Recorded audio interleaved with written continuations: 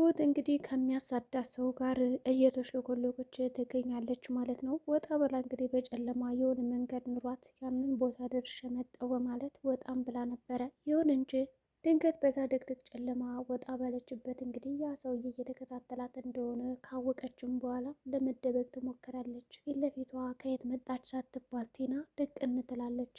ትሁትም እንግዲህ ቲና ነይ በቃ በዚህ እንደበቅ በማለት ለተወሰነ ጊዜ ያው ሸሻ እንድትልና ያ ሰውም የተሰወረ እንዲመስል አድርጋ ረድታታለች። ነገር ግን በአሁኑ ትሁት ተሸውዳለች። ቲና እንግዲህ አመሰግናለሁ ስላዳንሺ በማለት ማሞግሳታለች። እንዲሁም ደግሞ አንቺ መልካም ስራ ስትሰሪ አይቼሽ አላውቅም ክፉ ነገር ነው እንጂ እና ደግሞ ይህን ነገር ስላደረግሽልኝ አመሰግናለሁ በማለትም እንደምንም አድርጋ ምስጋናውን ተቀብላለች። እንግዲህ አስመሳይዋ ቲና ያው መልአክ መስላ ነበር የመጣችው። ይሁን እንጂ በቃ የት ነበር ስትላት ትሁትም እኔም ወደ ቤት እየሄድኩ ነበረ፣ ስለዚህ ለምን ወደ ቤት አንሄድም በማለት ሁለታቸውም ተያይዘው ወደ ቤት መግባት ይጀምራሉ። አባባ ቲና ጠፍታለች፣ በእርግጠኝነት የሆነ መዘዝ ይዛብን እንደምትመጣ እውነት ነው በማለት እንግዲህ ይህንን ነገር አረጋግጧል። የሆነ መዘዝ እንደሚመጣበት ራሱን አሳምኖታል። ግን ደግሞ ፈርቷል። ምን ሊሆን ይችላል ማወቅ አለብን በማለትም እንግዲህ ይህንን ነገር ከዳኒ ጋር እየተመካከረበት ነው። እባክህ ነገር አጣራልኝ ይለዋል። በዚህ መሀል እንግዲህ አጅሪት ቴናም ሀሳቧን አሳክታ ስለነበረ ያ ሰው ጎበዝ፣ አሁን ልክ አንቺ ያዳንሻት ነው አይደል የመሰላት። ስለዚህ ትሁት ከበፊትም እንደዚህ ናት፣ በጣም ሰው ታምናለች እና ይህንን ነገር መጠቀም አለብሽ።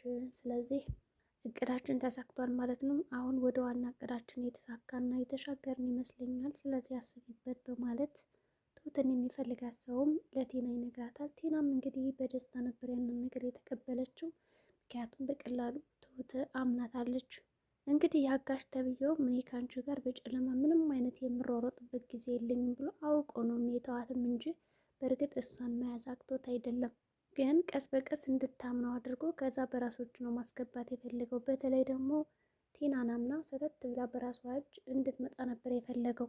ይሁን እንጂ ተያይዘው ወደ ቤት ከገቡም በኋላ እንግዲህ በር ሲቆበቁብ በመጀመሪያ ካሌብም የት ናት ይች ልጅ? በቃ ከማንም ወንድ ጋር እንግዲህ እየተቀመጠች አንድ መዘዝ ይዛብን ብትመጣ ባዬ ሌላ ችግር ነው የሚሆንብን እያለ ዳኒ ማለት ካሌብ ለአባቱ ያወራዋል። እንግዲህ አባትም የልጁን ቁጣ በመመልከት ቆይ አንተ ካሌብ ግን እንደዚህ የሚያንጨረጭር ነገር ምንድን ነው? ቀንተ ነው እንዴ? አፍቀራታል እንዴ? በማለትም ጠይቆት ነበረ። ነገር ግን ካሌብም ኧረ አባዬ እንደዛ ማለት አይደለም በማለት ያው ሲርበተበት ነበረ። በእርግጥ ፍቅር እንዳያዘበት ያስታውቃል። ምክንያቱም ከሰው ጋር ሲያት ይቀናል። እንዲሁም ደግሞ ከዛ ቤት እንድትወጣ ራሱ አይፈልግም። አባቱ ራሱ ፈቅዶላት እንድትወጣ ሂጂ ቢላትም ካሌብ ደግሞ ይቀየማል፣ ይቆጣል። ይሁን እንጂ ፍቅር አልያዘኝም በማለት እንግዲህ ወዲያውኑ በር ሲንኳኳ ትሁት ናት ብሎ እንግዲህ ሰተት ብሎ በጣም ጥድፍ ብሎ ነበር ላይ ከፍተው ያሰበው። ግን ተጣድፎ ሲከፍተው እንዳጋጣሚ ሆንና ዳኒ ነበረ።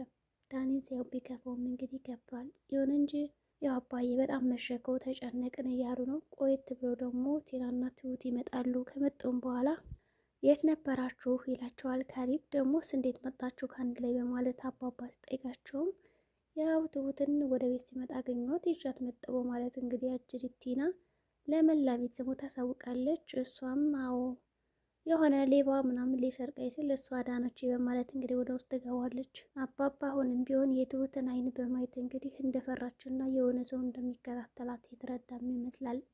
ግን ቢጠይቃትም እሷ ምንም አይነት ፍንጭ እየሰጠችው አልነበረም። ስለዚህ ደግሜ ብጠይቃት ምንም አይነት ፍንጭ ስለማሰጠኝ አልጠይቅም በማለት ተመልሶ ለመጠየቅ ፈርቷል።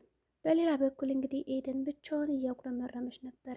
ያው ዳኒን መርሳት እፈልጋለሁ ትላለች። ከልቧ ለመውጣትም እየሞከረች ነው። ግን ደግሞ እንዴት ብላ ታውጠው? በጣም ወደው ስለነበረ ያው ዳኒም እንግዲህ እሷን ስለሚወዳትና በእሷ ስለማይደራደር ተደብቆ ሲያያት ነበረ። አይሄዱ እንደው ምናልባት እኮ በሰዓቱ በጣም ማስከፈቸሽ ነው እንጂ በእርግጠኝነት ትወጂኛለሽ እና ደግሞ ይህንን አጋጣሚ መጠቀም አለብኝ፣ ምንም አትሆኝም እሺ የኔ ውድ እያለ እንግዲህ ተደብቆ ካያትም በኋላ ሲያመሰግናት አይተናል። በመጨረሻም እንግዲህ እስኪ ሀሳቤን ለትሁት ሼር ላርጋት በማለት ወደ ቤት መታ ነበረ።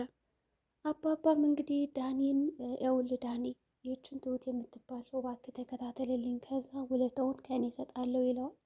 ዳኒ ደግሞ እኔ አባ ሁለተኛ እዚች ልጅ ጋር መቀራረብ አልፈልግም፣ ኤደንም በጣም ነው የምወዳት፣ እሷን ማሳዘን አልፈልግም እና ባለፈው ራሱ እንደዛ አይታኝ በጣም አዝናብኛለች ይለዋል። አታስብ፣ እኔ ለኤደን ሁሉን ነገር እነግራታለሁ፣ ስለዚህ አንተ ከሚጠበቅብህ ምን እንደምታስብና እንደምታቅድ ማወቅ ነው ይለዋል። እሺ በማለት እንግዲህ ይስማማል።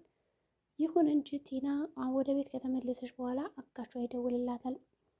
አንቺ ልጅ ስልክሽን አዘግተሽ በዛው ጠፋሽ አይደል? ብሬላ ለመስጠት ነው ይላታል።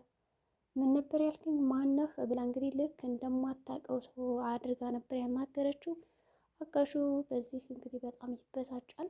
እንዴት እንደማታውቀው ሰው አድርጋ ታወራዋለች? እሷ ከፍላለሁ ወይም ሰው አግዝልኝ ብላ በመጨረሻ ደግሞ ስለ ካደችው እንግዲህ ከሃዲውን አላውቅም ነበር ያለችው። ይሁን እንጂ ስንት ብር ነበር የጠየቀኝ ትለዋለች። እንግዲህ ደግሞ እሱም እንግዲህ 1 ሚሊዮን ብር አምጪ ይላታል። ትሰማኛለህ? እኔ ከ1 ሚሊዮን ቦታ ቁርጥርጥ ሳላደርግህ ብጠፋ ይሻላል፣ ተመልሰ ከዚህ ስልክ ላይ እንዳትደውል የሚል ማስፈራሪያ እና ዛቻ ነበር የዛተችበት። እንግዲህ ስልኩንም ከጆሮ ላይ ነው ጥርቅም ያደረገችበት። ምክንያቱም አሁን ከትሁት አጋሽ ጋር ስለተስማማችው እና ይህንኛው ሰው ደግሞ በጣም ኃይለኛና ብልጥ እንደሆነ ስለተረዳች ያን የበፊቱን አጋዥ እንግዲህ ልክ እንደ ሰው አልቆጠረችውም።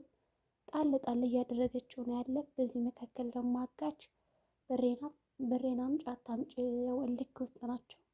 ማን ይሰጣል ማን አይሰጥም የሚለውን ደግሞ አብረን የምናይ ይሆናል። እንግዲህ ስልኩንም ከዘጋችው በኋላ አጋቹ እያሰበ ይገኛል ምን አይነት ሂደቶችን ሊሄድ ይችላል። ኤደንም ወደ ቤት ከመጣሽ በኋላ እንግዲህ ኤደን እንዴት ነሽ? በሰላም ነው የመጣሽ ስትላት እንግዲህ ይኸውልሽ ምን መሰለሽ እኔ ላማከረሽ ነው የመጣሁት። ዳኒን በጣም ወደዋለሁ፣ አፈቅረዋለሁ። እኔ በቃ ከልቤ ለመውጣት እየሞከርኩ ነበር፣ ግን ላወጣው አልቻልኩም። ምን ይሻለኛል ትላታለች።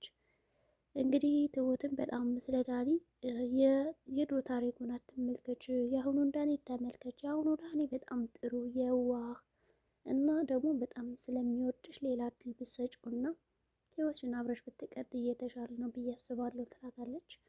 ክደጉ ዋሽቶኛል በማለት እንግዲህ ኤደንም አሁንም ትነግራታለች። እሱ ያለፈ ነው። እኔ እውነቱ የምነግርሽ ነገር ቢኖር ዳኒ በጣም ነው የሚወድሽ፣ ሁለተኛ እድል ብትሰጪው ራሱ ምንም ነገር በቃ አይጎዳሽም ያለቻት። እንግዲህ እስኪ ይህን ሀሳብ ትቀበለዋለች የሚለውን አብረን የምናይ ይሆናል። ያው ትወደዋለች፣ ግን ደግሞ በጣም ፈርታለች። ዳኒ መቼም አይቀየርም ብላን የምታስበው ኤደን፣ ትሁት ደግሞ ይቀየራል፣ ሲጀመርም ተቀይሯል። የበፊቱ ማንነቱን እርሾውና አዲሱን ዳኒ ታዋቂው ሌላ እድል ለመስጠት ሞክሪ ብላታለች። በዚህ መካከል እንግዲህ እሺ ብላ ሀሳቧን ተቀበላለች። ይሁን እንጂ ትሁትም እንግዲህ ከቤት ከመጣሽ በኋላ ይህንን ቤት በፍጥነት ለቅቄ ካልወጣሁ በእርግጠኝነት እንግዲህ እናትና አባቴ ወይም ደግሞ በቃ ቤቴ ብዬ ኖርኩበት የኔ ያክል ዓመት በእኔ ምክንያት እንደዚህ ሲበጠበጡ አልቀመጥም በማለት ደብዳቤ እየጻፈች ነበረ። አባ እኔ እዚህ ቤት ከመጣሁ በኋላ ልክ እንደ አባዬ ነው እንደወለድከኝ አድርጌ ነው የምቆጥረው። ምናልባት እንግዲህ መታመምህ ለበጎ ይሆናል። ባትታመም እንዲሁም ደግሞ ያሳለፍናቸው ደግና መጥፎ ቀናቶች እነዚህ ነገሮች በአንድ ባንጋራ ኖሮ ምናልባትም የአባትና የልጅ ስሜት ምን አይነት እንደሆነ ለማወቅ እንቸገር ነበረ። እኔም አባቴ ስለሆንክ እንዲሁም ደግሞ እንደ አባቴ ስለማይ በጣም እኮራባለሁ፣ ግን ከዚህ በላይ በእኔ ምክንያት ስትሰቃዩ ማየት አልፈልግም በማለት ደብዳቤ ጽፋ ለመውጣት አስባለች ከዛ ቤት። ይሁን እንጂ ደብዳቤው የተጻፈው እንግዲህ በእንባ የታጀበ ነበረ። ይህንን ደብዳቤ ጽፋ ከጨረሰችም በኋላ ነበር ኤደን መጣ ስለ ዳኒ ማውራትና ማካፈል የፈለገችው።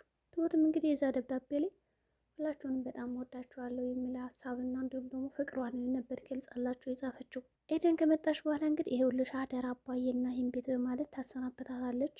ኤደንም ወደ ልትሄጂ ነው አደራ የምትይኝ በማለት ነበር የነገረቻት። እሷም አይ ምንም አይደል በቃ እዚህ ቤት እየመጣሽ አይደል ልክ እንደ ልጅ ሆነሻል፣ ስለዚህ አደራሽን ትላታለች። ኤደን የተረዳች ይመስላል እንግዲህ ትሁት እዛ ቤት ልትወጣ እንደሆነ።